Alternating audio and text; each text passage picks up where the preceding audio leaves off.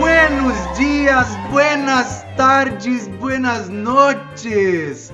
Baco, abençoa o bendita. Todo teatro é necessariamente político, porque políticas são todas as atividades do homem, e o teatro é uma delas. Todos os teatros são o meu teatro. Tudo é tempo e contratempo, e o tempo é eterno. Nós somos uma forma vitoriosa de tempo, em luta seletiva, antropofágica, com outras formas de tempo. Eu sou Pedro Coentro, ator e diretor de radiofusão da Santa Companhia. E eu sou Malaika Cipriano, atriz da Santa Companhia. Eu sou Demetrio Abraão, ator da Santa Companhia. E eu sou Rafa Abraão, diretor da Santa Cia. E ó, queridos ouvintes, iniciamos a segunda temporada do Bendita. E nessa temporada, agradecidos e contemplados com a presença da mais nova integrante da bancada fixa do Bendita, Malaika Cipriano, maravilhosa, esplendorosa portuguesa da Santa Cia, que veio para reparar historicamente os seus passados. E ó, Brincadeira, Malaika. Mas ó, que a nossa jornada junto seja longa, eu e você aqui nessa bancada fixa, viu? Tamo junto. Tamo junto, Evoé. E antes de irmos para o nosso episódio, eu queria avisá-los que ainda estamos gravando em nossas casinhas. Então você já sabe, né? Desculpa pelos cliques, pelas motos que passam, pelos papagaios. Enfim, vamos ao episódio de hoje.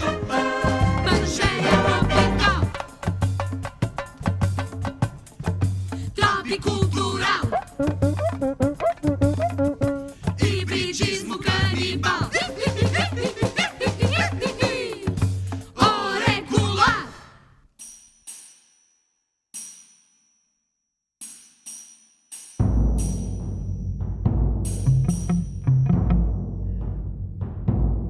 E no episódio de hoje a gente tem Camila Mota. Camila, muito obrigada por ter aceitado o nosso convite e estar aqui com a gente hoje. Obrigada pelo convite. Imagina, a honra é nossa. A Camila, pra quem não sabe, é atriz e vice-presidente do Teatro Oficina. Mas acho que melhor que eu é você pra se apresentar. Quem é você, Camila? Eu sou atriz, sou vice-presidente da Associação Teatro Oficina de Luzona, que a companhia é uma associação de artistas.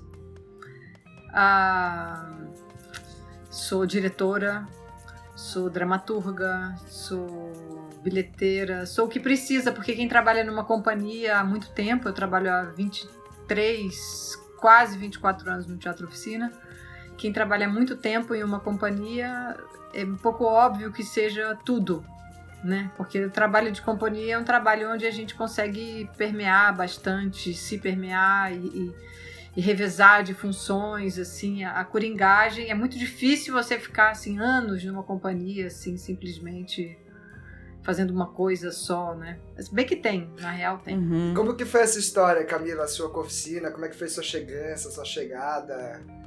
Como que foi isso? Na real, assim, em 88, eu fui assistir uma entrega de um prêmio Mambembe. Tinha 14 anos. Lá no Rio de Janeiro, no Teatro João Caetano. Eram os premiados de 1987. E duas coisas ficaram muito, muito, muito fortes, assim, daquela cerimônia. Uma foi a Marlene cantando Geni. Joga pedra na Geni. Eu nunca tinha visto a Marlene na vida, assim, né? E fiquei muito impressionada e fiquei muito feliz de ter visto a Marlene. Que era uma coisa, era um monstro. Ela era um monstro.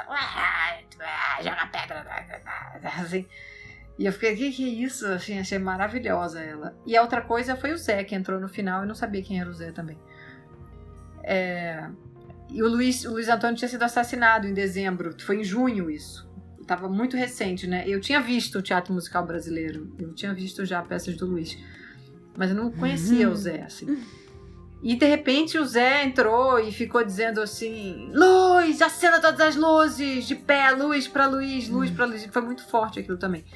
Isso ficou de alguma maneira assim. E mais em 94, o Teatro Oficina foi com Hamlet pra lá. E eu assisti e fiquei fissurada. Eu fiquei muito impressionada com aquilo. E é engraçado eu começar falando assim do Zé, né? Porque o Zé é uma grande paixão, assim, é um grande parceiro né? É uma pessoa, a gente trabalha junto há muito tempo, a gente viveu muita coisa junto, ele é maravilhoso, ele foi um puta... um cara, assim, que foi bom demais, assim, né? Ter recomeçado a minha vida de atriz com o Zé, porque eu acho que eu precisei recomeçar, zerar muitas coisas que eu entendia como teatro, assim, então foi muito bom ter recomeçado com ele, assim, né? E ter seguido, e a gente tá seguido e tá há muito tempo, tanto tempo trabalhando junto. E eu digo isso porque, ao mesmo tempo, eu sei que eu tenho uma relação muito pouco messiânica com o Zé. Uma coisa que eu acho importante também, entendeu? Porque... E eu acho que isso é muito importante também, porque é uma relação direta com o trabalho, né? Existe ele, é óbvio, eu adoro ele, a pessoa, tudo. Mas o trabalho, assim, a relação com o trabalho, no trabalho, eu acho uma coisa, assim, muito importante. E nesse sentido, o Zé há muito tempo, ele trabalha dirigindo companhias, dirigindo multidões, assim, né? E às vezes eu vejo que tem muita gente que chega no Teatro Oficina e não é capaz de ver mais nada e nem mais ninguém. Tem uma relação super messiânica, assim, com o Zé também. Então é só o que o Zé fala, é só o que... Assim, e a pessoa fica muito limitada no próprio trabalho do Zé. E eu digo isso assim, comecei contando o impacto que ele causou em mim e ao mesmo tempo o impacto que eu tive com a companhia quando eu assisti o Hamlet, sabe? O Marcelo, a Leona... O ator que fazia o Laertes, a Denise Assunção, eu fiquei muito louca por aquilo tudo, por aquela máquina toda. E o que me apaixonou muito foi aquela máquina toda, todos aqueles atores, assim, o Hector fazia o Horácio, entendeu? Eram todos, assim, todo mundo que fazia, o produtor, assim, eu sacava que aquela coisa era muito doida. E depois, 2 anos depois, eu ainda morava no Rio, teve Bacantes, e de novo eu fiquei muito fissurada por aquela máquina toda, por todos aqueles atores, pelas pessoas, pelo que filmava, pela pessoa que fazia luz, assim. E eu acho que isso é uma... Talvez eu esteja há muito tempo nessa companhia por causa... Trovões. Maravilha.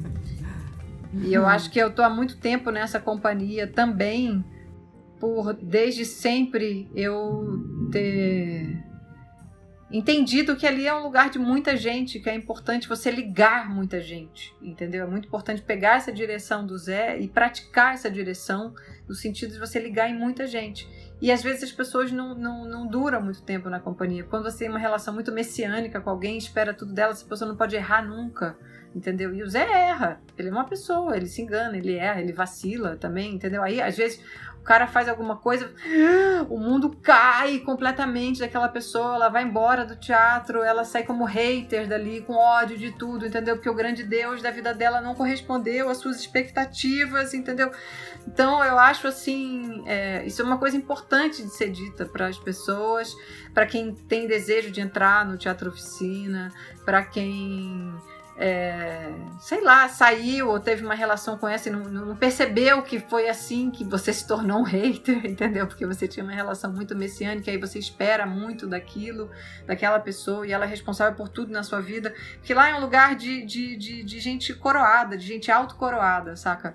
Então, para quem ama o Zé Celso, ame o trabalho que ele faz também, entendeu? Entenda o que ele tá dizendo, entendeu? O que ele tá jogando, pega a bola, entendeu? Porque às vezes fica numa adoração super abstrata, assim, e não saca, né? Não saca o trabalho. Tem gente que diz, eu adoro, que nem aconteceu uma vez comigo, Hilária, saiu uma micro entrevista, sei lá, do Felipe Hirsch, assim, dizendo assim, eu adoro o Zé Celso, mas não as pessoas que trabalham com ele. Uma foto minha, assim, na folha. Desnecessário. E aí eu acho muito doido alguém, assim, que adora o Zé Celso, mas não gosta das pessoas que trabalham. Então, assim, que você... Assim, claro, o Zé é um pensador, o Zé é um filósofo, o Zé é uma série de coisas. Você pode não gostar do teatro que ele faz e gosta das coisas que ele pensa. Sim, isso é possível. Mas as pessoas de teatro que gostam das peças e de alguma maneira faz um mecanismo qualquer que consegue dizer, não, só o Zé é um gênio, o resto tudo uma porcaria, assim, não tá sacando nada. Tá comendo bola. O Oficina é muita gente, você lida com muita gente, né? É um corpo atuante ali que é bem grande numerosamente mesmo. Como vocês se organizam no trabalho de vocês? Como vocês botam tudo pra acontecer? A gente é super caótico, assim, mas não, ao mesmo tempo não, entendeu? A gente é bem institucionalizado ao mesmo tempo, né? O Teatro Oficina, nesse tempo todo... Eita, vai vir um agora forte.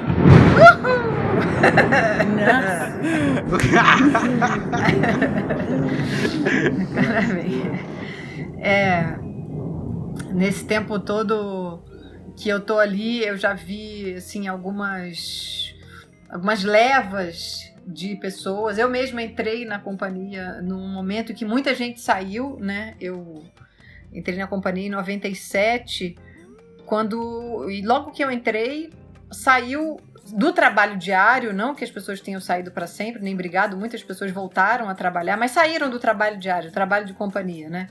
Pascoal, Denise Assunção, a Leona, a Cibele, de repente eu cheguei, aquelas pessoas, inclusive aquelas pessoas todas que eu tinha me apaixonado no Hamlet, de repente foi embora, assim, eu falei, que loucura. E ficou eu, o Zé, o Marcelo, tinha um menino de Porto Alegre que chegou na mesma época que eu, passou por uma reunião dessa, assim, que teve esse êxodo, e ele, eu vou ali para Porto Alegre ver minha família, e não voltou nunca mais, entendeu? Porque a gente entrou numa terra super, super árida. E eu tô dizendo isso porque eu acho que é importante entender essas levas. Então, quando eu entrei, era muito pouca gente, né? Era eu. O Zé, o Marcelo diz isso até, que pensou em desistir, mas de repente tinha uma pessoa para passar a bola. E uma companhia de repertório, uma companhia de continuidade, qualquer que seja, Teatro Oficina ou Royal Shakespeare Company, é necessariamente um lugar de formação. Porque para existir durante décadas, séculos, quem sabe, milênios, você precisa passar a bola. Né? Você precisa passar o que você sabe e receber também as coisas, mas ao mesmo tempo manter tudo aquilo na linguagem e seguir, né? E reinventar a linguagem, mas sem perder o fio dela ao mesmo tempo, né? Então, quando eu cheguei... Desculpa, mas são os renasceres que Dionísios também permite, né? Exato. Que ele, como um deus que renasce... Exato. Quando se instala num corpo coletivo, também vai ter suas pestes, vai reorganizar a anatomia. Exatamente. Então, essa coisa de entender essa estrutura de renascimento, ela é muito importante para entender a estrutura de organização do Teatro Oficina. Porque a gente era muito pouco. Aí, no final daquele ano, a gente criou um microcoro que fez o Tanico, comemorando a eternidade, 10 anos de eternidade do Luiz Antônio. A gente fez uma peça, aquele corinho do Tanico virou um coro de Cacilda, da primeira Cacilda. Esse coro de Cacilda virou a protagonização do Boca de Ouro. A protagonização do Boca de Ouro topou o Trabalho dos Sertões. Entendeu? Então isso já é assim uma linha de crescimento e cada vez que a companhia vai renascendo, vai crescendo, a gente está conseguindo, ainda bem. Eu acho que a gente hoje em dia se entende. Parece que eu não estou respondendo a pergunta, mas eu estou. Porque quando eu falo de passar a bola e continuidade, que eu acho que essa maneira, a universidade antropófaga de existir, que é a passada de bola, é uma maneira que cada vez mais, quanto mais a gente consegue passar a bola e a compreensão do que é esse trabalho de companhia, mais a gente consegue se estruturar, mais gente tá ligada. Porque realmente, às vezes, a gente já teve momentos, entendeu, que a gente tinha muitas pessoas trabalhando, sempre são muitas pessoas trabalhando nas peças, mas de uns anos para cá a gente tem conseguido cada vez mais aumentar aquilo que a gente chama de núcleo duro, que são pessoas... Por exemplo, a gente não tem patrocínio desde 2016, mas a gente teve patrocínio de 2005 a 2016. A gente teve patrocínio por 11 anos, ininterruptos, da Petrobras.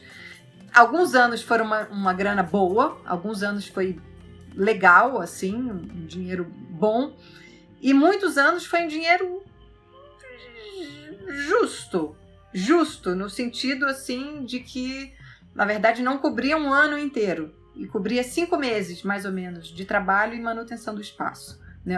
Então, isso significa, por muitos anos a gente teve dinheiro chegando só no segundo semestre, fazendo no segundo semestre uma peça grande, juntando muitas pessoas, e no primeiro semestre fazendo uma peça com aquele núcleo que topava ficar, que dava um jeito de ficar, cada um com o seu jeito, ou alguém que, sei lá, acordava muito cedo, fazer outra coisa, quem pedia empréstimo no banco, enfim, pessoas assim que entendiam que era necessário ficar e continuar. Então, esses núcleos de períodos de inverno, eu posso chamar aqui então períodos do inverno, assim, né? Esses núcleos, eles são núcleos normalmente que estruturaram todo o trabalho. Hoje em dia, a gente tem bastante gente. Hoje em dia, a gente tem a associação, ela é uma associação de artistas, né? Que tem, juridicamente falando agora, institucionalmente falando agora, né? Então, a gente tem um presidente, que é o Zé, tem o vice-presidente, que sou eu, tem 2 diretores executivos, que é o Marcelo e o Anderson. A gente tem um conselho fiscal, que é formado por Marília Galmeister, arquiteta, Isabela Mariotto, atriz, e Nash Laila, também. E a gente tem, além disso, tem um conselho fiscal expandido, né? Tem um conselho fiscal expandido, que são pessoas que tá toda essas pessoas que estão na direção da associação, mais o conselho fiscal e mais pessoas que se coroaram e que tomam as decisões sobre as coisas, sobre tudo, sobre grana, sobre como deve seguir, como não deve seguir. E aí, a partir disso, a gente abre para as assembleias, que é uma outra coisa. Mas nem tudo dá para ser discutido em assembleia. Até porque assembleias, elas são momentos expandidos mesmo da associação. E nem todo mundo está ligado todo o tempo. Então, é preciso, às vezes, ir crescendo os assuntos. Agora, todas as sessões de conselho fiscal que a gente estava fazendo antes de pandemia, a gente fazia uma certa regularidade, elas sempre são abertas. Qualquer um pode chegar. Não é uma assembleia, mas ela não é secreta. Entendeu? Ela não é uma assembleia, ela não é convocada, mas ela não é secreta. Então, assim, todas as pessoas que... É muito difícil, na real. É muito difícil porque essa coisa da autocoroação, né? A gente não tem patrão. O Teatro Oficina não tem patrão. Mas tem gente que acha que tem patrão. Os messiânicos. Exato. Tem gente que acha que tem patrão, acha que alguém decide sobre as coisas. E eu acho que é um desafio muito grande, assim... Você decidir sobre todas essas coisas. Você, para decidir, por exemplo, dividir uma bilheteria, a gente já teve um momento que dividiu tudo igual, por exemplo. A gente já teve épocas que a gente dividiu tudo igual. Então, um cara de 18 anos de idade ganhava igual o Zé, por exemplo. Naquele momento, a gente estava muito sem nada. A gente achou que aquilo era o que devia ser feito. Mas, na real, não é o que devia ser feito. Não é o que devia ser feito, entendeu? Porque a gente tem... tem pessoas que trabalham todos os dias, entendeu? Tem pessoas que só fazem a peça no fim de semana. Então, tratar dessas coisas ainda é um tabu, né? Grana ainda é um tabu, assim. Mas não devia ser, na real, né? Mas, assim, porque é preciso ter uma compreensão de tudo. Primeiro ter uma compreensão do que você faz, entendeu? Do que você faz. E assim, e aí é muito divertido, na verdade, lidar com isso. Às vezes dá um trabalho. Mas eu gosto. Eu acho que você não só respondeu a pergunta perfeitamente, como ainda nos trouxe reflexões assim, muito importantes que acho que tocaram no coração de todos nós aqui dentro da Santa Cia. Para nós enquanto grupo, né? Enquanto coletivo como também, grupo grande, enquanto associação também, né? Como associação, sim. Exatamente. Você trouxe. Vocês são assim, muitos? Somos. Hoje nós estamos em uns 15, 17 fixos, assim. Ano passado, um pouquinho antes da pandemia, assim, a gente fez Escola Primavera, né? Que eram 45 na rua, viajando, assim, bem mambembe, né? Nesse sentido.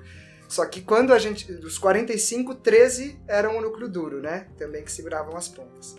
Só que a gente é uma associação desde 2016, que a gente abriu mais por uma questão de se organizar e menos por uma questão de fazer estatuto e formas assim, né? Então a gente abriu e deixou, esqueceu.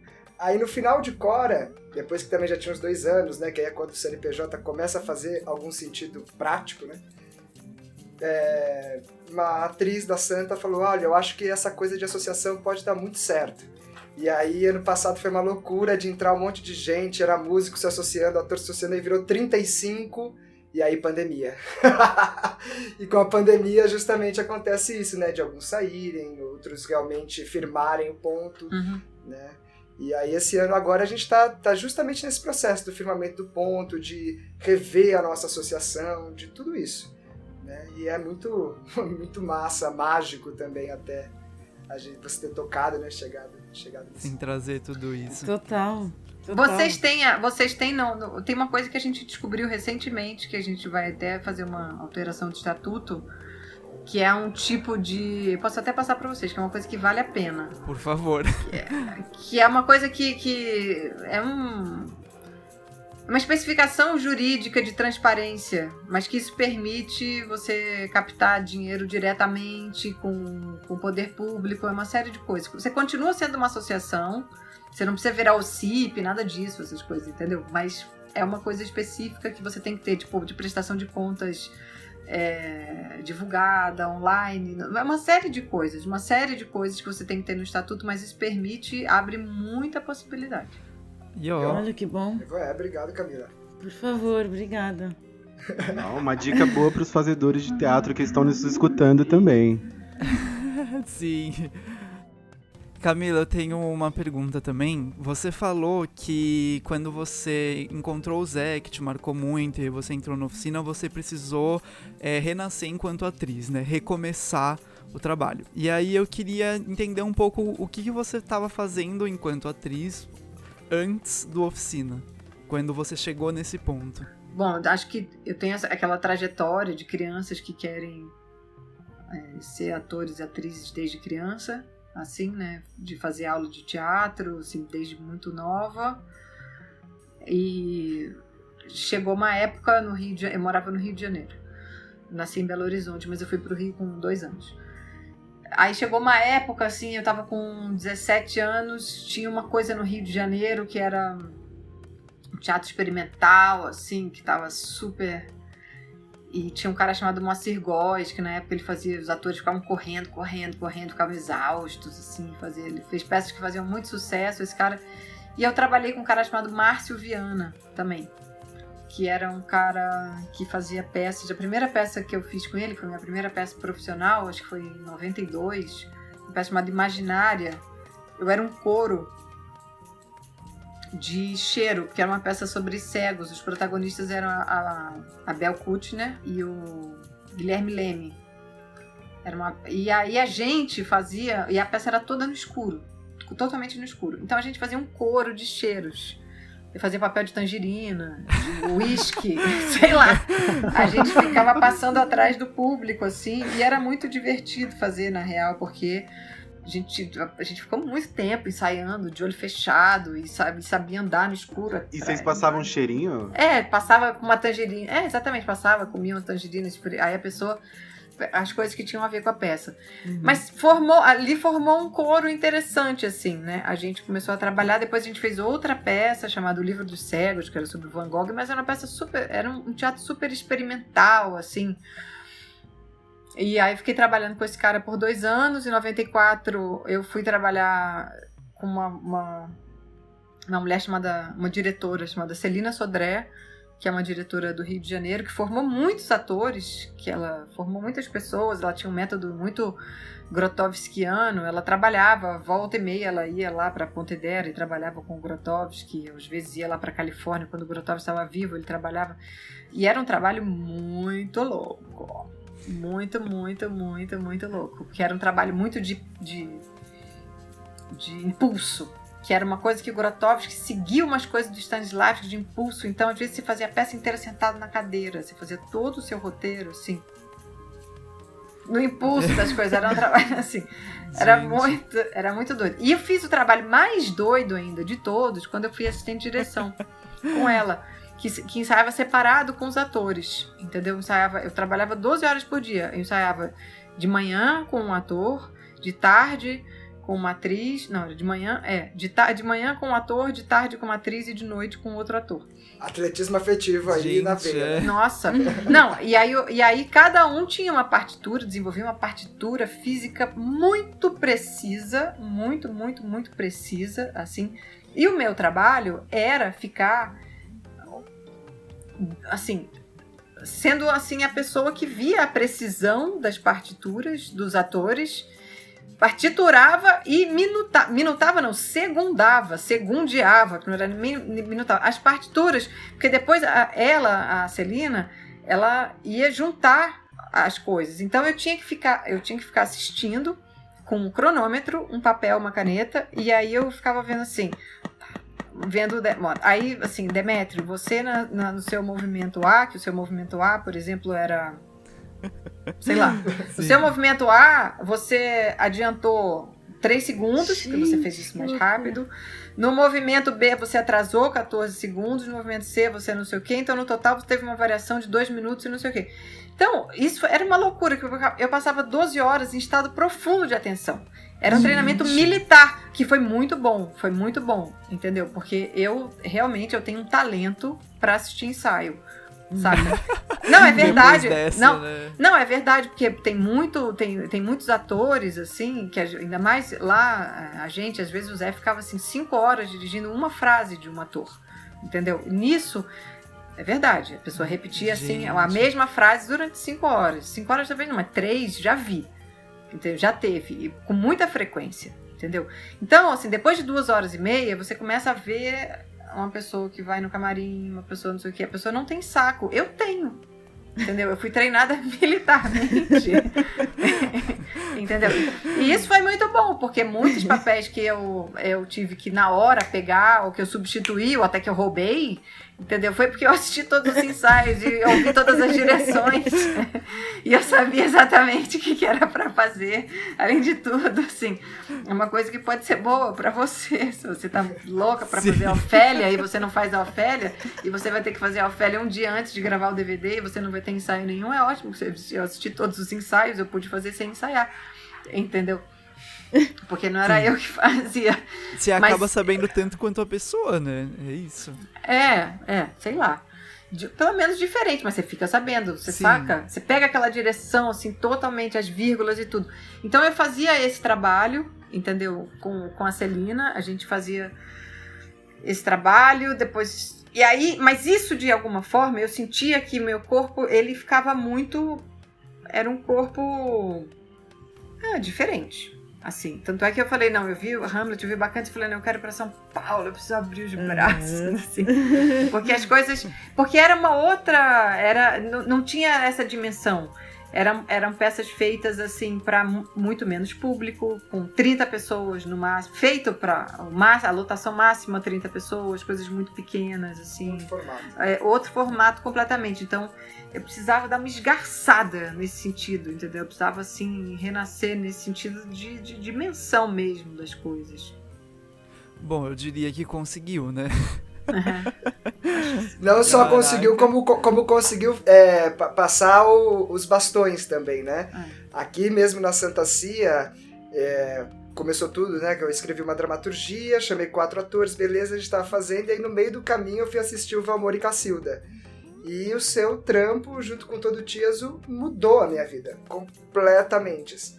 E aí depois, quando a gente foi descobrir a antropofagia, que eu fui, né, enfim, assistir muitas e muitas vezes e fui sacando isso que você está falando, de que muda tudo, né? Todo o seu corpo muda, o jeito como você pensa, o teatro, o jogo, as relações com a cidade, com a vida, com o seu corpo, com as pessoas, tudo muda. Foi realmente, assim, revolucionário. Então, que bom que, além de, né, Demi ter feito o renascimento dionisíaco, Sim. que traz isso para um coletivo que, às vezes, a gente nem tem noção, né?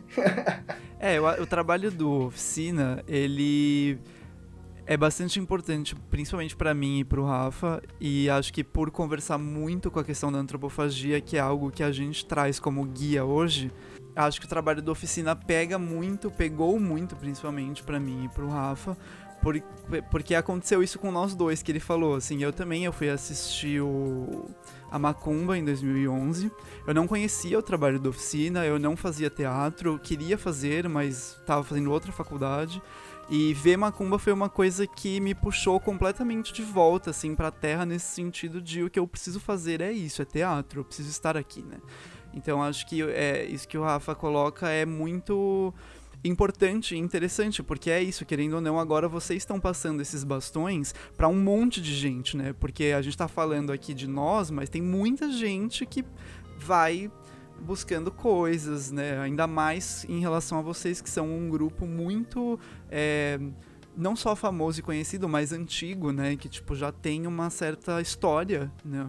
São um grupo muito, não sei, concreto dentro do teatro paulistano, né? Então, enfim, é muito interessante isso, né? Que você traz, porque a sua história reflete na gente e vai indo, né? É uma coisa meio infinita, eu acho. Uma rede muito louca, tecida tanto internamente, né? Que ela falou do Tiazo internamente, que já é uma rede cheia de vários nós, né? Cada um atado com a sua particularidade, né? Formando esse coletivo, mas quando joga pro público, aí essa rede vai... a gente vai descendo juntos. Vivo é.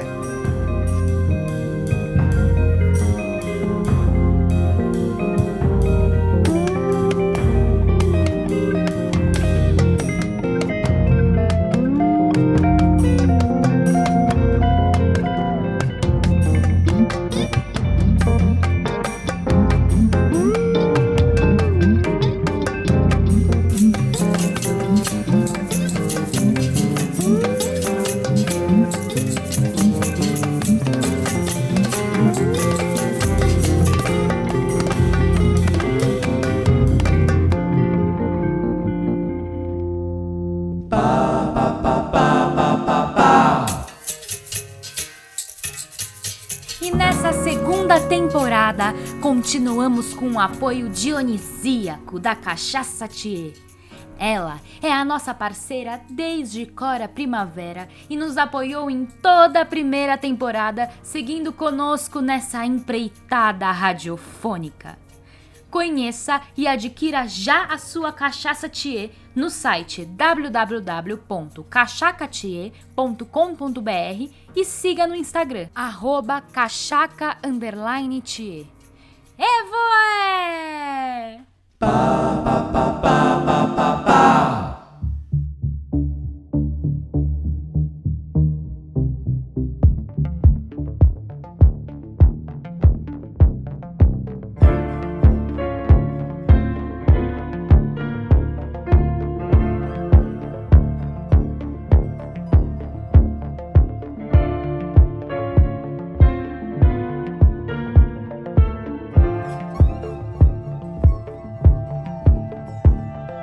Vocês estão conectados há muito tempo naquele espaço.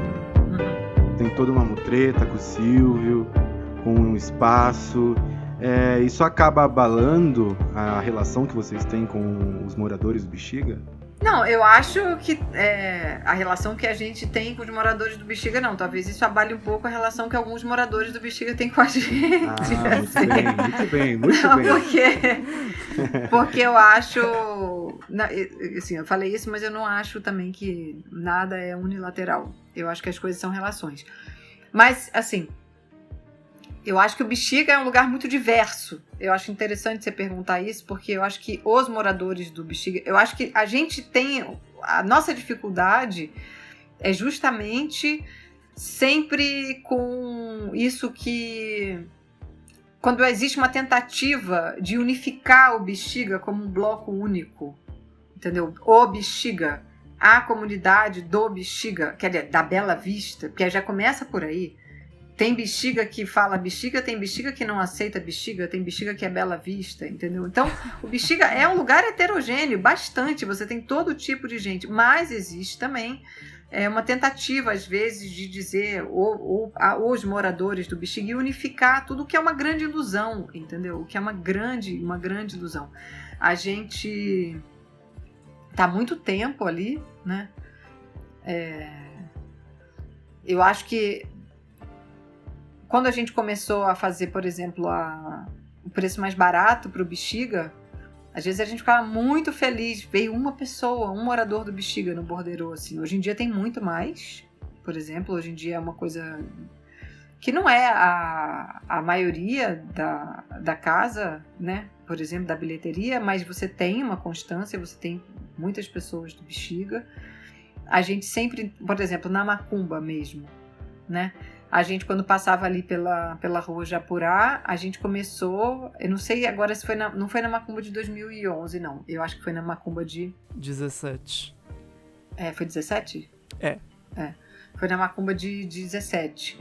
A gente começou a tentar chamar os refugiados, assim, que moravam ali atrás, e a gente, uma coisa de atrair mesmo ali, quando passava por ali pela casa deles, e foi chamando, aí via que uns acompanhavam um pouco o cortejo, e aí a gente começou a dar pulseira, e deu mais, aí já no outro dia já tinham mais esperando ali para acompanhar o cortejo, aí esperando para receber uma pulseira, a mesma coisa que quando a gente passava ali pela Maloca Jaceguai, entendeu? A gente passava, alguns iam até a porta, depois vários entravam para assistir. Então, o que é o Bexiga? O Bexiga é muita coisa. O Bexiga são os refugiados, são o sem-teto da Maloca Jaceguai, é uma moçadinha que assiste o Teatro Oficina, é uma gente muito careta, que na luta pelo parque do Bexiga queria esconder o Teatro Oficina, porque acha que o Teatro Oficina é pornográfico e tal, e a comunidade do Bexiga não aceita. É também o padre da Vai Vai, que é a favor do parque. Então, o Bexiga, se a gente não entende o Bexiga, que aliás, uma das grandes qualidades do Bexiga é isso, né? Quando se fala que o Bexiga é como uma Lapa de São Paulo, são lugares de mistura, né? É um bairro que tem esse bairro, a importância cultural do Bexiga é porque ele é um bairro heterogêneo, porque se você andar em outros bairros, você vai ver uma coisa homogênea de classe, de raça, de gosto, de estética, entendeu? Não, no Bexiga você tem de tudo. Então é uma ilusão você querer homogeneizar tudo, entendeu? E dizer, a comunidade do Bexiga, a relação que o Teatro Oficina tem com o Bexiga. Quais Bexigas? E é por isso que o Bexiga deve ser... inclusive é um contrassenso, na real. É uma espécie de tiro no pé você fazer essa dicotomia entre Teatro Oficina e bairro do Bexiga, porque o bairro do Bexiga são muitos Bexigas. São muitos Bexigas. É o Bexiga nordestino, o Bexiga preto, o Bexiga italiano, o Bexiga do teatro, o Bexiga dos artistas, o Bexiga da quebrada, o Bexiga, assim, da Bela Vista Alta, da Rua dos Ingleses. Você tem um bairro completamente diverso, assim, né? Então, essa pergunta, assim, com os moradores, eu acho que ela não tem muito como responder, porque não existem os moradores, né? São muitos moradores, são muitos lugares num só lugar. E essa é a grande... Você vê aquela sinagoga que foi destruída pelo Grupo Silvio Santos, que tinha um vitral maravilhoso ali, né? A gente queria, antigamente, que fosse ali a Universidade Antropófaga. Aquela sinagoga, você tem documentos dessa sinagoga do começo do século XX, que as pessoas saíam daquela sinagoga e tiravam quipá, justamente porque o Bexiga era um bairro muito, muito misturado, entendeu? Porque era um bairro que fazia questão de não ser um gueto, de nada, entendeu? Então, essa questão, assim, o Bexiga, a Bela Vista... E claro que tem muita gente que acha que eu estou falando é um desvario completo, que existe a comunidade da Bela Vista, sim, e que o Teatro Oficina tem um problema com isso, ou que não tem, mas eu acho que, gente, isso não existe no mundo. Nem no bairro homogêneo que eu falei há pouco existe, entendeu? Ainda mais num lugar como o Bexiga. E, aliás, acho que o grande perigo da especulação imobiliária, e está crescendo, na real, essa luta do Teatro Oficina, foi bom ter tido uma quebra de paradigma mesmo, que por muitos anos, inclusive, demorou muito para que os arquitetos se posicionassem a favor do parque, daquela área ali como área verde, se posicionassem contra o Silvio Santos. Demorou bastante, entendeu? Porque os arquitetos ficavam um pouco de dedos e tal, ainda tinha um pouco aquela ilusão, né, que é uma luta pública para uma companhia privada. Aí, de repente, teve uma quebra total de paradigma, que era a luta dessa companhia, na real, ela é fundamental para uma luta pública. Aí, depois disso, muita coisa se abriu também, entendeu? Porque viu, não, essa luta que fez 40 anos agora, no final do ano, no dia 30 de novembro, essa luta que fez 40 anos, na real, ela segurou a muita coisa. Ela segurou para não abrir uma porteira da especulação imobiliária que tá forçando. O Compresp, gente, não existe. Acabou de liberar a construção ali na Grota, por exemplo, nas nascentes, entendeu? E se constrói torres ali no terreno ao lado do Teatro Oficina, babau. Acabou. Vai ser ruim pro Teatro Oficina? Vai ser péssimo. Vai ser péssimo para as casas da Japurá, vai ser péssimo para os bens tombados, vai ser péssimo para toda uma fertilidade que tá acontecendo. E esse é o problema. Vai ter um monte de prédio, um monte de gente enguetada dentro dos seus prédios assim, de alto padrão, apartamentos pequenos, mas alto padrão, com academia, com não sei o quê, de repente tá todo mundo igual. Tá todo mundo igual. E a gente começa a viver uma distopia, assim. Esse é o grande problema. E a rua não tem mais sol, né? O trânsito não funciona mais, porque é muito carro. Exato. Eu sempre penso nisso, assim, que você falou agora, que, tipo, pra mim a luta contra as torres ali, ela é uma luta que vai muito além do próprio Oficina e muito além do bairro, né? Que são, acho que, as duas coisas que são diretamente afetadas. Mas, nesses últimos anos aí, a gente viu a especulação imobiliária chegar com o pé na porta loucamente, né, desde o golpe, que inclusive foi exatamente na época que vocês perderam o patrocínio e várias outras companhias também perderam, e a gente vê várias companhias menores muito ameaçadas, né, muito assim, fazendo crowdfundings na internet, fazendo eventos, cobrando R$60 um ingresso, que normalmente seria 10, mas é pra isso, é pra ajudar a recuperar, e todo mundo indo lá e tal. E eu sempre penso, cara, se o Oficina, que é o Oficina, perde essa briga, tipo, as companhias menores, cara, assim, com o perdão do português, tá todo mundo fudido, né? Tipo, a gente que tá chegando agora, nós, a Santa Cia, que a gente tá chegando agora, que é isso, né? Então, eu sempre penso muito nisso, assim, como essa luta representa muito mais, né? Do que só o que ela realmente representa diretamente falando, né? E é muito preocupante, né? O Bexiga é isso, é um bairro lindo, é heterogêneo, e aí você deixa construir essas duas torres, acabou, vai subir um monte ali do lado, não vai ser só essas, né? Já tem muita subindo, né? Já tem Sim. muita subindo. Não, e tem o TBC ali do lado também, que também tá numa loucura, né? Tipo... E eu também achei engraçado uma coisa que você falou logo no começo, que eu até ia perguntar, que... Assim, existem registros dessa luta, né, do Silvio Santos, que mostram que várias vezes moradores do bairro fizeram discursos pró-grupo Silvio Santos, porque não gostam do Oficina, porque acham que o Oficina é um antro de putaria e drogas, né, essa loucura que muita gente acredita.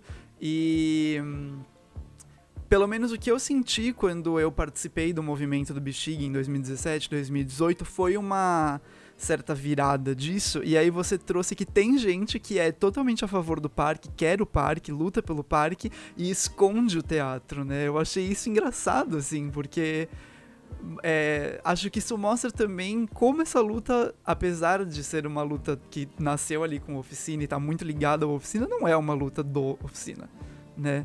Ela abarca algo muito maior, a ponto de ter essas pessoas, né? Principalmente agora, né, meu bem, assim, com todas essas queimadas, óleo, lama, veneno na comida, tudo é desgraça. Então, assim, o que acontece? A gente não consegue ir lá apagar o fogo na Amazônia, né? Só que do nosso lado estão destruindo uma praça, do nosso lado estão acabando com um terreno que pode ser um parque. Estão impermeabilizando mais, né? Tudo. Estão impermeabilizando mais. Mas sabe que essa coisa que você está falando, a gente é muito refém, né? Não é à toa que tem o Bolsonaro, entendeu? E agora, com a sua segunda chance da pauta de costumes, a gente é muito refém da coisa de costumes. Inclusive as alas mais progressistas são muito reféns, entendeu? Então você não... E cada vez mais a gente se colocar no papel de refém, mais a gente vai ficar refém. Então cada vez mais que a gente esconder o Teatro Oficina numa luta dessa, mais a gente vai ter menos possibilidades de ganhar uma luta dessa. Quanto menos a gente tocar em tabus, mais as coisas vão virar tabus. E a coisa está ganhando uma dimensão, os tabus, eles estão ganhando dimensão gigantescas atualmente no Brasil. Gigantescas, entendeu? Sim. E eu acho que a gente tem que acordar um pouco para isso. Sim. Não, porque para ganhar tem que fazer, olha, vamos esconder um pouco aqui agora para a gente poder ir falar com os evangélicos. Os evangélicos, assim, é que aconteceu essa frase, eu acho que tem... Que evangélicos? Tem evangélicos maravilhosos. Por que você precisa esconder o Teatro Oficina dos evangélicos? Entendeu? Claro, existem alguns neopentecostais que não gostam, mas tem neopentecostal que gosta também, entendeu? A gente foi para Canudos. Canudos era assim, predominantemente uma cidade evangélica, quando a gente fez os sertões lá.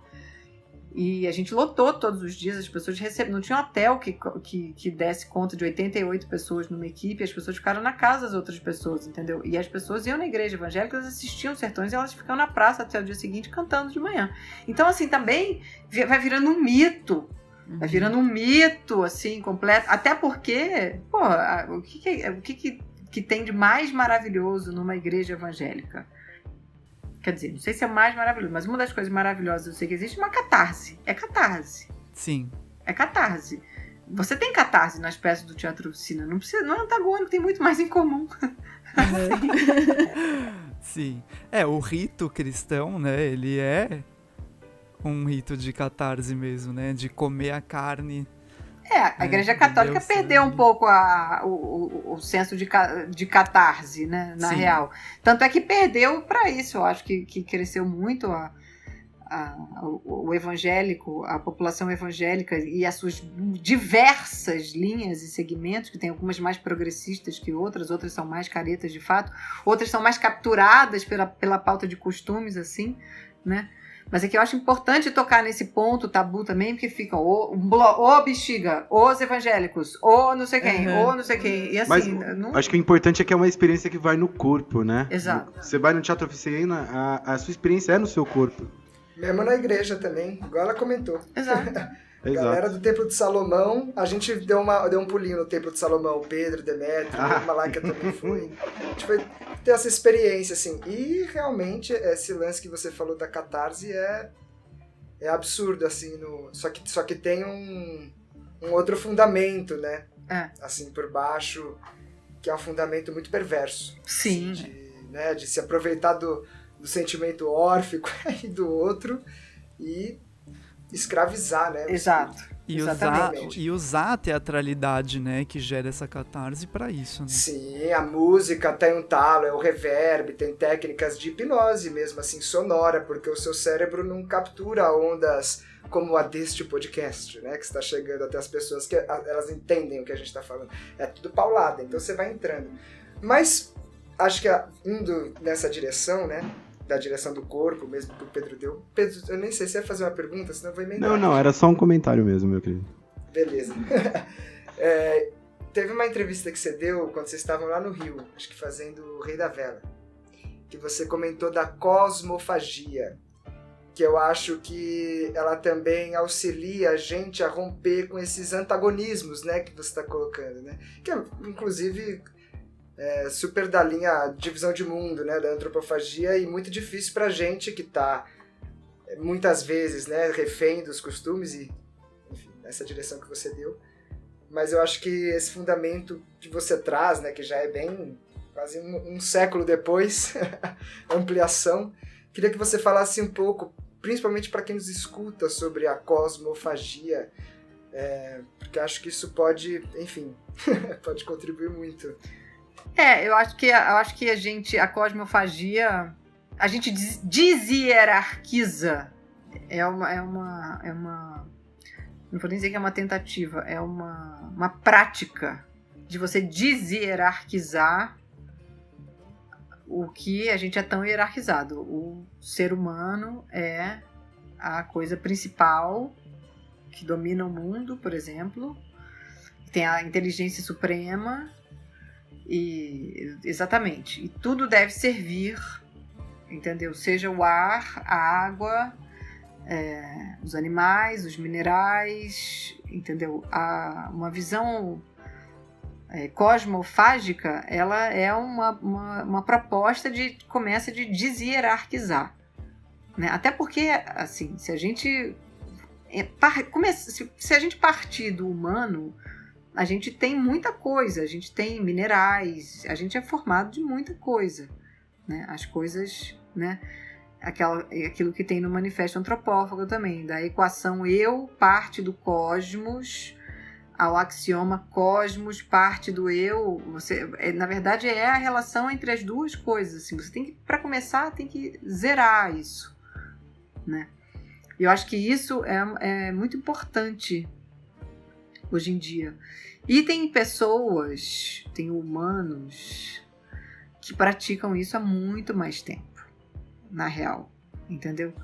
Então, por exemplo, uma coisa prática assim dessa visão de cosmofagia, eu dirigi o espetáculo de abertura da Flip em 2019, né? O Euclides da Cunha era o homenageado, era um espetáculo principalmente musical, mas não só, era um espetáculo, ele era encenado, e a gente partiu da encenação dos Sertões do Teatro Oficina.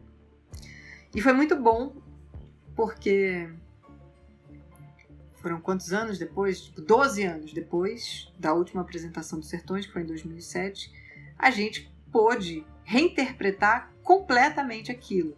Então, para começar, a gente fez uma criação de roteiro que levava em consideração a interpretação do livro nesse momento. Então, a gente não ia seguir cronologicamente, a gente não ia seguir a Terra, o homem, a luta, e a gente ia ter... Então, a gente escolheu troncos importantes do livro, linhas importantes do livro, né? Você tinha que botar a Terra, a questão da Terra, assim, como protagonista, mas não mais uma Terra humanizada, uma pessoa fazendo o papel da Terra, assim, a Terra mesmo, assim, entendeu? Era muito protagonista, e a gente foi pegando linhas para te pegar o roteiro feito de cenas que tinham acontecido e reinterpretadas. A gente foi vendo coisas que eram muito importantes assim nesse livro. Então, por exemplo, insurreições, o livro é sobre insurreições, crime de Estado é sobre o crime de Estado. Então a gente foi criando um roteiro que não partia dessa cronologia Terra, Homem, Luta. E a gente mudou radicalmente a interpretação de várias cenas a partir de uma perspectiva cosmofágica. Então, por exemplo, a cena do estouro da boiada, quando a gente montou, e no livro escrito, o grande protagonista é o vaqueiro, lidando com aquilo, segurando aqueles bois. Agora, na Flip, o grande protagonista eram os bois. Não tinha mais vaqueiro, entendeu? A cena era da perspectiva dos bois, da insurreição dos bois, daquilo que acontecia entre eles. Não era mais o vaqueiro que se depara com aquilo e vai ter que pegar, catar todos aqueles bois e fala. O Euclides, eu acho o Euclides da Cunha genial. Eu acho que ele é uma pessoa, um escritor racista como um homem racista do seu tempo, então acho que preciso reinterpretar. Eu acho que ele não deve ser cancelado, porque ele deve ser reinterpretado, obviamente. Uhum. Entendeu? Sim. Ele deve ser reinterpretado, assim, porque eu acho maravilhoso, ele escreve assim, é um puta escritor, eu acho que é o primeiro cineasta brasileiro, assim, porque ele descreve planos aéreos, planos fechados, planos assim. E apesar de botar o homem no centro das coisas, o vaqueiro, a protagonista daquilo, ele descreve aquele estouro das boiadas, ele escreve aquilo magnificamente, de uma maneira que dá para você reinterpretar, inclusive botar como protagonista todos aqueles bois. Você tem capítulos inteiros que as pessoas têm uma dificuldade enorme de ler, que a coisa mais linda que tem é a terra, justamente, entendeu? Da perspectiva das plantas, assim. Então, a gente reinterpretou tudo a partir disso. A partir dessa perspectiva, né?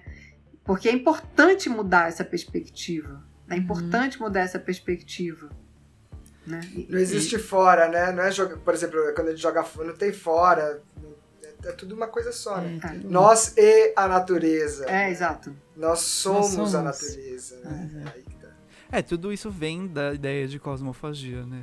Exatamente, assim, sabe, você uma hierarquia, e é muito engraçado, às vezes aqui em casa, eu e o Cafira tem um cachorro que mora com a gente, o Leonilson, a gente, até na coisa de linguagem, a gente evita dizer o meu cachorro, a gente tenta, é um bicho, entendeu? E também como você lidar com um bicho, que é um bicho bastante selvagem até, é um cachorro bastante cheio de si, assim, qual é o limite entre você poder conviver com o bicho, no sentido de que não dá também para o bicho estragar tudo, morder as pessoas e dominar, porque inclusive ele tem uma maneira de pensar, uma maneira de pensar de matilha, e uma maneira de pensar que existe dominações, comportamento dominante, menos dominante, mas ao mesmo tempo também a gente se recusa um pouco à ideia de um adestramento, por exemplo, assim, sabe? Tentar sacar qual é, e já é um exercício, assim, disso. É um exercício de conviver com o bicho. E às vezes a gente tenta também, é muito difícil, entender que ele não deve estragar as plantas, no sentido que ele também não tem uma hierarquia maior do que as plantas, entendeu? É porque ele é o cachorro, pode que ele vai lá e pá, à toa, entendeu? Como é que faz? É um puto exercício, entendeu? Ô Camila, eu tenho uma outra pergunta, então. Você trouxe aí Os Sertões, que é um livro que eu sou apaixonado. E a primeira graduação que eu fiz antes de teatro foi cinema. E a gente sabe, tipo, pegando aí a história da Oficina, que o Oficina já se relacionou muito com a questão do cinema a partir do Glauber Rocha, do cinema novo, né? Durante toda a década de 60, 70 ali rolou uma conversa muito firme. E aí eu queria perguntar... eu acho difícil perguntar se isso rola hoje, porque pra mim é meio claro que sim, mas como que isso rola hoje, ainda mais num momento em que o Euclides foi o homenageado e vocês recriaram Os Sertões, e aí veio Bacurau e muita coisa acontecendo, e aí como que funciona hoje como que é hoje essa questão do Oficina em relação às outras artes que estão ao redor? Eu pergunto particularmente do cinema porque é algo que eu estudei, que eu amo muito e tal, mas enfim. Queria colocar essa questão. Eu não sei se eu entendi a sua pergunta. Tipo, como que a Oficina hoje se relaciona com essas outras artes que estão em volta, sabe? Mas eu acho que essas artes, elas fazem parte do Teatro Oficina. O Teatro Oficina é um lugar de produção, de muita produção. De produção audiovisual, de artes visuais, de produção gráfica, de produção de música. Eu não vejo muita diferença. Eu acho que o teatro, ele é a nave-mãe, entendeu? É a coisa que aglutina muitas artes, mas o Teatro Oficina, inclusive, sempre trabalhou com artistas visuais, a gente teve arquitetos, entendeu? Você tem desde a Lina Bardi, passando pela Laura Vinci e muitos outros diretores, assim, de arte, que são grandes artistas. A Sônia, a nossa figurinista, a Sônia Uchiyama, ela é uma puta artista plástica, então eu acho que não é à toa que é chamado também uma usina, porque é um lugar onde tem muitas artes que acontecem, né? Os espetáculos, eles são multimídia, assim. Eu acho que desde sempre, o Eliot Bauer, entendeu? Tem grandes artistas que trabalharam. Então eu acho que é um lugar, e aí você vê que o teatro é um lugar muito generoso, na real, né? Porque ele absorve muitas coisas, assim. E outro dia eu tive uma conversa, assim, porque eu sei que tem um movimento, existe um movimento. Ainda mais, eu sou do Rio de Janeiro, ainda por cima, quando tinha a campanha da Kombi, né? Que aqui também tinha uma camiseta, vá ao teatro, né? Que vendia ingresso no final do ano, campanha da Kombi. No Rio de Janeiro tinha uma camiseta que é do Planeta Diário, que o Caceta e Planeta foi a união de uma revista, a Caceta Popular, com o jornal, que era o Planeta Diário. Então virou Caceta e Planeta, que depois virou aquele programa de televisão e tal. Juntaram os humoristas. Tinha o jornal, o Planeta Diário, que tinha camisetas. Uma das camisetas é vá ao teatro, mas não me chame. Entendeu? Então isso, por exemplo, isso é uma coisa que na década de 80, na década de 90, era uma camiseta cult do Rio de Janeiro. Vá ao teatro, mas não me chame. Entendeu? Teatro é uma coisa chata. Não vá ao teatro, não vá ao teatro. Vá ao teatro, mas não me chame. Então você tem uma campanha enorme de difamação do teatro. Teatro é chato. Ai, não gosto de teatro. Tem um monte de gente assim, detesta teatro. Ai, não gosto de teatro. A pessoa nunca foi no teatro, detesta teatro. Por quê? Porque é uma coisa, que é uma campanha. Porque aquela camiseta vá ao teatro, mas não me chame, ela entra no inconsciente de gerações, assim. E aquilo vai entrando. Então, eu sei que tem muita gente que detesta teatro, que adora o Teatro Oficina. Você tem muitas pessoas que eu já ouvi, mas o Teatro Oficina é legal. E eu acho legal, óbvio, fico assim lisonjeado, mas também não tanto, entendeu? Porque eu gosto de teatro, eu tô mais Cacilda Becker, entendeu? Uma hora vai ficar bom, o que é ruim, inclusive. Entendeu? Você vê esses meninos, assim, eles não sabem nada, mas vai ficar bom, tem que fazer, que uma hora fica bom. Que eu acho que é uma coisa que eu acho que tem que fazer. Não tá bom agora, fica bom depois, entendeu? Tem que malhar, tem que super malhar. E eu acho também que o público eu não vou numa peça se eu tô muito cansada, porque depois eu vou achar a peça um saco e vou dizer que a peça é uma merda, e na verdade sou eu que não tava com a disposição para assistir aquilo e para dar alguma coisa assistindo, entendeu? Então às vezes eu prefiro não ir, se eu sinto que eu não tô muito bem, porque eu acho que você precisa, porque afinal de contas é um encontro de uma pessoa diante de outra pessoa. Não é só de uma pessoa diante de nada, entendeu? Você pressupõe esse encontro. Então você tem que dar também. Então, eu sei que o teatro é chato, mas adoro o Teatro Oficina, vem muito por causa disso também. Porque tem muitas artes envolvidas. Você tem grandes artistas envolvidos. Tem pessoas que nunca trabalharam em teatro que chegam lá e vão trabalhar, artistas visuais, cineastas e tal. Então eu acho que nesse sentido é um lugar assim que é feito disso, entendeu? A coisa plástica, a coisa gráfica, entendeu? Tudo é a peça. Tudo é a peça. A gente tem o entendimento de que tudo é a peça, entendeu? O programa faz parte da peça como uma cápsula de coisa que vai nem na hora, porque eu nem acho que deve ler programa antes da peça começar, não. Eu evito, mas tem gente que gosta. Pra gente é importante. Eu mesmo, às vezes, pego lá e vou ler em casa. Mas porque a coisa vai batendo, a coisa que ela continua, entendeu? Você lê, depois, saquei e tal. Se for o caso, você volta pra ver com aquela informação, mas ela já é outra, que já tem com a informação do seu corpo. Então, eu acho que a gente lida com essas coisas, com as outras artes, com o cinema, porque eles estão na peça. Né? Eles estão no cerne da coisa. A gente é viciado nessa multiplicidade assim, de coisas.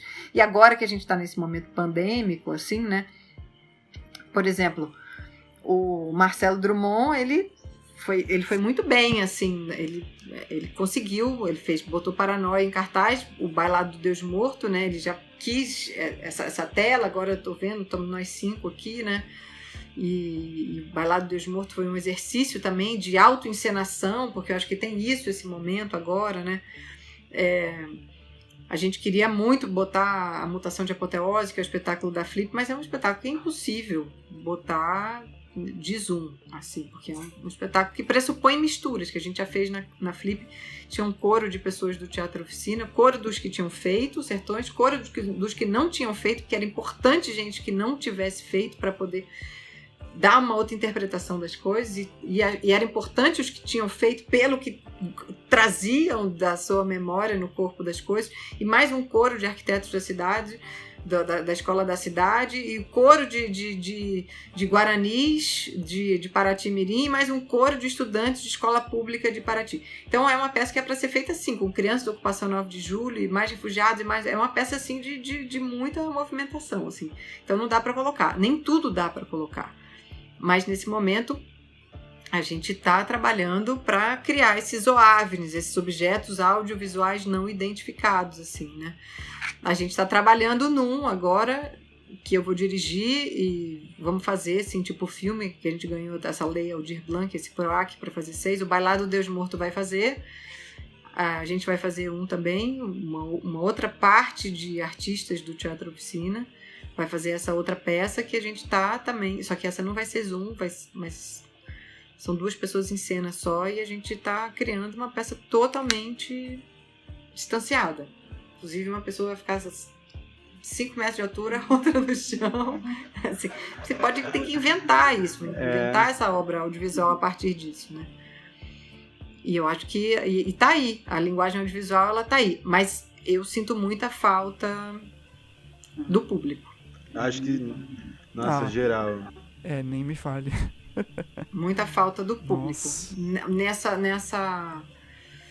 Eu tinha dias que eu assistia o Bailado do Deus Morto em pé, dançando, assim. Eu pensava, mas como é que a gente faz alguma coisa que possa ter um público atuador, né? A gente fez umas experiências disso.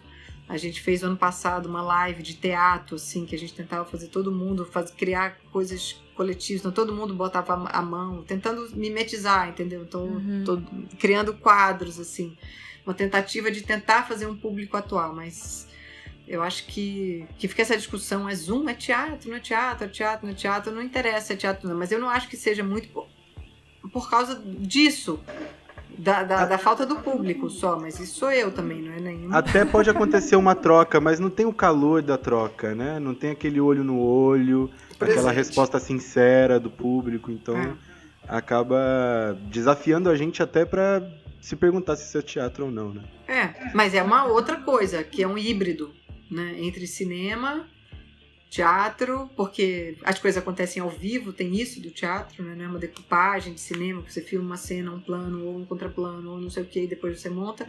Tem o teatro no sentido do fio, né? Porque teatro tem isso também, né? Você começa e você vai até o fim, né? Você passa por tudo. Tem isso do teatro, né? O roteiro que você vai e você tem a coisa dessa que a gente está se vendo aqui agora, assim. E aí não tem o complexo também do se é teatro, se não é, né? Fazer, é que nem você falou, né? Criar essa nova musculatura também, fazer o que a gente precisa fazer, porque também, quando voltarmos, e eu vibro, assim, para que daqui a um ano a gente já possa estar ensaiando de novo, né? Enfim. Nossa, eu queria em novembro, vai. Eu também, eu queria menos. Eu achei que tá muito longe. Mas tudo bem, daqui a um ano... Não, vamos assim, daqui a um ano a gente já tá, né? Não é que a gente tá começando, a gente já tá. Mas não sabemos também, tá lento o negócio, né? Mas eu acho que quando voltarmos, né, a nossa inteligência também de como a gente utiliza essas tecnologias, fazer obras transmídias, né, a mesma oficina também entrou no mundo dos podcasts, fazendo rádio peça, acho que isso só vai se sofisticar, na verdade, dentro dessa experiência da generosidade do teatro, né, de como ele realmente consegue trazer tudo e se multiplicar por diferentes pontos de vista, né, porque não é o podcast imitando a peça, o filme que imita a peça, né? O filme do Rei da Vela é um exemplo excelente, né, para isso, que não é o filme da peça. Então, apesar de ser muito bem filmada a peça. Sim. Né? E infelizmente a peça, porque a gente também queria montar uma versão da peça, só a peça, e tá lá na Cinemateca, as latas. Vocês querem mexer com o filme original mesmo? Não, tem uma... Eu acho maravilhoso o filme Rei da Vela, mas a gente também queria ter uma versão da peça, montagem... A peça, primeiro ato, segundo... Si. Sim, e da montagem de 70, 71, 72. Vocês pretendem trabalhar a filmagem da nova versão? Sim. Tipo, fazer alguma coisa? Sim. Tá. Aliás, tô morrendo de saudade do Rei da Vela, é tão bom fazer, é tão divertido. Bom, é uma peça maravilhosa, né? Além do que? A gente sempre torce pra voltar. A peça é demais, né? Porra, essa peça é boa, cara. Não, é verdade. Pô, que poeta, né, o Jorge Andrade. Sim. Que poeta, cara, que... Ele não morre nunca, né? A carne tá fresca, né? A carne tá fresca ali. Cara... Tá fresca. Eu não sei se isso é bom ou ruim, mas... É ruim, né? É isso que eu ia falar agora, né? É bom e ruim, né? Não, e ano que vem vai... Bom, daqui a um ano, o Rafa falou daqui a um ano, se a gente já estiver, daqui a um ano é os 100 anos da semana, né? Da Semana de Arte Moderna, então, pô, tomara que já estejamos de volta. E eu acho uma doideira que, assim, vai fazer 100 anos da semana, 90 praticamente do Rei da Vela, e até hoje o Rei da Vela é meio que a única peça do Oswald que ganhou...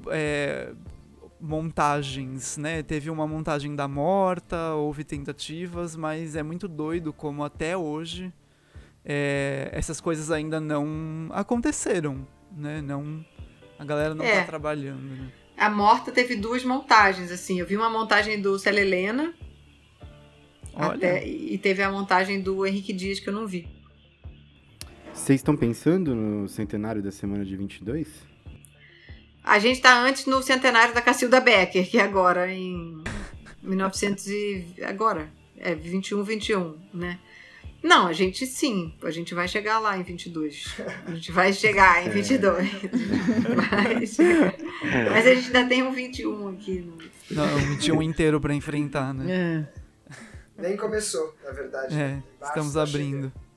Uma vez eu Camila, ainda quando eu estava escrevendo a Cora, antes da gente encenar, e vendo muito o trabalho de vocês, assistindo também os documentários, eu percebi que a eletricidade, né, é um fator de conexão. O seu olhar, o seu estado de presença. Eu também percebi muito isso na Silvia, na Joana, né, enfim, vocês são atrizes bem elétricas, né?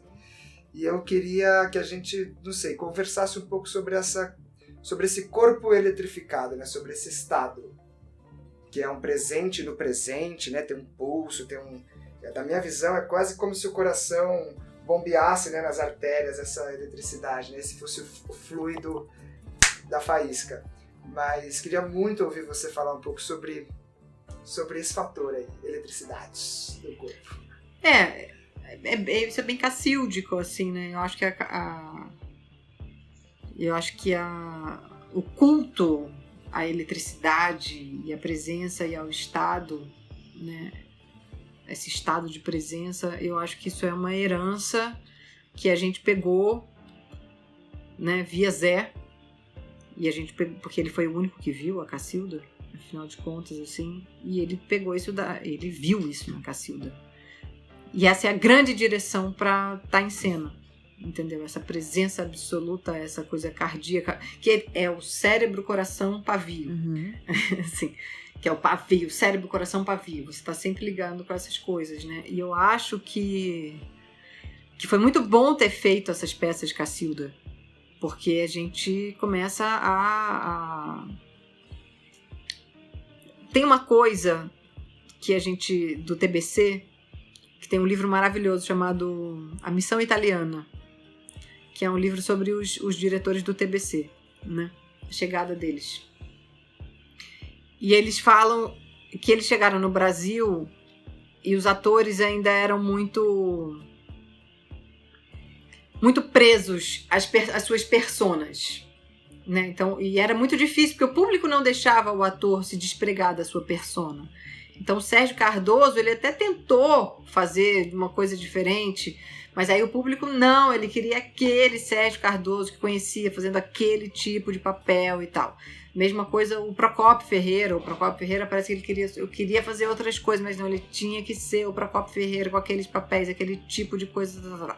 E aí os atores, os diretores italianos que penaram na Itália na Segunda Guerra, alguns foram presos, outros tiveram que ir para a Argentina porque eles eram mais anarquistas, outros lutaram contra o fascismo ali do Mussolini. Eles começaram a traçar pro TBC, eles sacaram, os atores brasileiros têm essa característica, porque as companhias eram muito ligadas ainda. Então você tinha a companhia da Bibi Ferreira, mesmo que depois a Cacilda e o Valmor tivessem tido a sua própria companhia, Valmor e Cacilda, mas eles passaram pelo TBC. Então você tinha a companhia da Bibi Ferreira, que era tudo feito para Bibi Ferreira brilhar. A companhia tal, que você tinha aquele ator persona, ele ficava no meio, tudo era feito para aquele ator. Então eles começaram a pensar no repertório do TBC, que era um repertório que malharia os atores, para que eles pudessem, entendeu? É um repertório que malha. Foi muito bom entender a bigorna da oficina a partir dessa experiência do TBC. Porque você tem um repertório para fazer essa peça, depois essa peça, depois essa peça, depois essa peça. Que todas essas peças, você tendo contato com todos esses personagens, passando por esses personagens, você se forma, você se deforma, você se desforma, você se arregaça. Então, é muito interessante pensar isso. Nesse sentido, foi muito bom ter feito todas essas peças de Cacilda. Porque você tem que entrar nessa coisa da eletricidade, ser malhado na eletricidade, mesmo, entendeu? Porque isso é uma coisa que o Zé exige quando a gente faz essas peças de Cacilda. E elas são muito importantes. Não é à toa também que as peças Cacildas, elas geraram gerações, justamente, elas desembocaram em gerações no Teatro Oficina. A minha geração, da Silvia, que por muito tempo fez muitas peças e que fez Os Sertões, passou pelo malho de Cacilda. Cacilda, a gente não sabia quem era Cacilda, mas de repente a gente tinha que explicar o que era isso, essa presença que você faz. E aí a Beth trabalhava de manhã, a Beth Coelho era Cacilda, mas ela fazia de manhã uma novela, então às vezes ela saía mais cedo do ensaio, eu tinha que substituir ela, assim, com 20 e poucos anos, fazer aquele papel molhar, você tinha que ter muita eletricidade, Aí depois na Cacilda 2 também foi uma geração que depois fez as Dionisíacas, que foi uma coisa importantíssima pra gente, que a gente, assim, abriu mesmo pro teatro de estádio, viveu coisas, assim, louquíssimas, que era muito importante a presença, porque a gente, às vezes, estava fazendo peça num lugar que tinha, por exemplo, 700 crianças loucas, de uma favela de Belo Horizonte, assim, entrando no rack de luz, assim, e era preciso emanar muita coisa, entendeu? Porque a coisa estava totalmente em descontrole e era preciso pegar, entendeu? Era preciso pegar. Ou no banquete, as pessoas completamente bêbadas. A peça não ia continuar, tinha que pegar aquilo. Isso veio logo depois de fazer a segunda Cacilda. Essa geração da primeira turma da Universidade Antropófaga, entendeu? Que gerou grandes artistas, muitos atores, assim, o Glauber, a Dani, muita gente fez as Cacildas de 2013, 2014, foi Cacilda 3, a 4, a 5, o Valmor e Cacilda 68, 64, 68. Então são peças, assim, que a gente passa por ela e a gente pratica isso. É um pouco difícil falar exatamente, teoricamente, mas... e eu ainda tive assim, um presente de fazer a cena da Cacilda Alma, que era sobre isso, sobre o corpo elétrico, sobre a eletricidade, sobre a fala, sobre a respiração. E aí você vê que tudo energia, eletricidade, né? É muito fisiológico, saca? É muito fisiológico, porque a respiração, você bota o oxigênio se transforma em energia que mexe numa proteína, não sei o quê. É isso, na real, o corpo elétrico, entendeu? Você sacar que as coisas todas, elas têm uma possibilidade de transformar, de você fazer fotossíntese, de repente, você pega... Então, eu acho que tem a ver com isso, e nesse sentido, a Cacilda é uma grande... Aliás, fazer Cacilda é muito bom, fazer a Ruth Escobar foi muito importante, foi muito bom também para dar uma malhada, assim. São entidades, assim, que... Não sei, eu vivi a década de 40, de 50, de 60, eu vivi em cena. Eu sei que eu vivi. Entendeu? Eu não tinha nascido, mas eu já vivi isso. Eu contracenei com essas pessoas, eu vivi essa coisa. Eu sei o que é ser patrocinado pelo Franco Zampari, por isso que eu consigo chamar e dizer que é muito importante financiar teatro, porque eu tenho a experiência, entendeu? De ter sido a primeira profissional do teatro brasileiro que faço as coisas, mas me paga. É óbvio! Pô, é maravilhoso, cara, entendeu? Você ter uma companhia, você profissionalizar uma companhia. Eu sei, assim, eu não tenho nenhum pudor em chegar e dizer que é preciso financiar esse trabalho. Não é uma coisa de pedinte, é uma coisa que é importante, porque eu vivi essa experiência. Eu sei, eu passei por isso, por uma fábrica, entendeu? Que você tinha toda a possibilidade de criação, e para você poder ainda por cima, e você ainda tinha você tinha a energia dos italianos que tinham vindo, assim, você tinha tudo, e você tinha uma paixão gigante de fazer. Eu acho que é isso, você só se vive em cena, né? É muito bonito isso, né? Tipo... Que linda, muito. Alguma consideração final? Um bode, um amor, uma raiva? Gente, vamos lá. Eu acho que é importante o impeachment, muito importante. Acho que sim, essa consideração. Não, sim, porque o Mourão é muito perigoso e tal, mas é preciso, entendeu? Porque esse cara aí, o Bolsonaro, ele é uma figura... O bolsonarismo está muito forte. E o impeachment é necessário também para segurar uma onda dessa coisa bronca que acendeu. Entendeu? Tá uma coisa... Eu comecei a ler os irmãos Karamazov. E tem uma descrição do pai... Estou bem no começo, né? Uma descrição do pai que é um bronco astuto, assim. A gente tá numa ascensão do bronco astuto, entendeu? Isso não dá, gente. Não dá. Tem que cair isso para cair em cada um. Eu acho que o impeachment é uma coisa... Para cair em cada um. Não é só... Porque não vai mudar tanto assim. Sim. Se esse cara sai. Vai estar uma economia neoliberal sinistra. Vai, entendeu? O Mourão é ardiloso, é sabido, é mais articulado. Sei o que. Tá. Mas é preciso destronar o bronco astuto. Porque não Sim. dá. Entendeu? Simbolicamente, né? Significa muita coisa. Não tem que segurar a onda. A pessoa, antes de dar porrada em alguém ali na esquina, tem que pensar, opa, mas não dá, né? Isso aí, impeachment. É isso aí. Bom, Show, coisa ruim. O que, Pedro? Show, coisa ruim. Nossa, show. Show. Bom, é nesse ritmo de despedida que eu vou agradecer Camila Mota. Muito obrigado por ter vindo aqui no Bendita. Volte outras vezes, vamos conversar mais. Foi ótima essa conversa. E muito axé, muita sorte, muito sucesso pra você. Pra vocês pro Teatro também. Oficina, E ó, pra todos. Ó, mandem ver. E aí, antes da gente terminar, a gente tem aqui é o nosso jeitinho de finalizar os episódios, né? A gente sempre manda um evoé, só que antes, qual que é o seu arroba? Como a gente acha no Instagram? Camila Mota. @Camila Mota. Não tem número, não tem Demetrio. nada. simples assim. Simples assim. Um T só. Eu nem sabia o que era Instagram em 2010. Eu achava que era um aplicativo de filtro. Por isso que eu sou Camila Mota. Tem que botar 74. Eu fiz uma conta ainda. Eu não sabia nem que era uma rede social. Eu achava que era uma coisa de filtro, assim, de fotografar. Por isso, então eu tenho Instagram há muitos anos, assim, ninguém tinha, nem sabia que era uma rede. Depois eu tá, é isso. Fora isso, tem mais alguma outra rede que você queira divulgar? Quero muito o Arquivo Mangue. Arquivo Mangue, que é um trabalho, minha dupla com Cafira Zoé, que é uma grande artista, minha paixão, que a gente trabalha junto, a gente cria junto, a gente mora junto e procria, e a gente tem um trabalho que a gente gosta demais, que é o Arquivo Mangue. @Arquivo Mangue. É isso, então Boa, sigam @arquivomangue. E @Camila Mota. Você pode me seguir pelo @Pedro Coentro.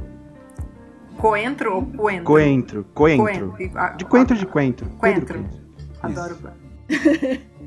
Eu vou te seguir, vou agora. Me segue. Eu sou @abra.rafa. Eu sou @malaica_cipriano. E eu sou @Demi não alovato, sem nenhum acento.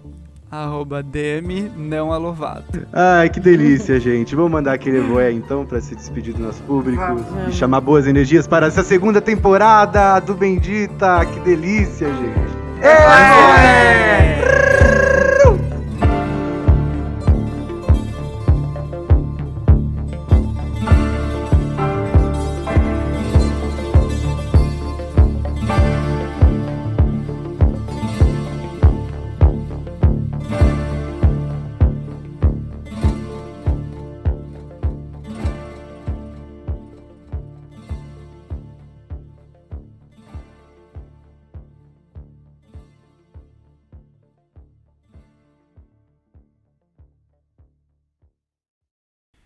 Este podcast é uma produção da Santa Companhia de Teatro e um oferecimento da Cachaça Thier.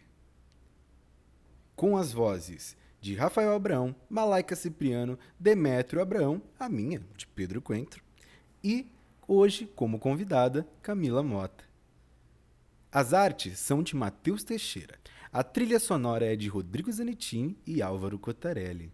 A edição, a mix e a master é de Pedro Coentro. Um grande beijo e até a semana que vem.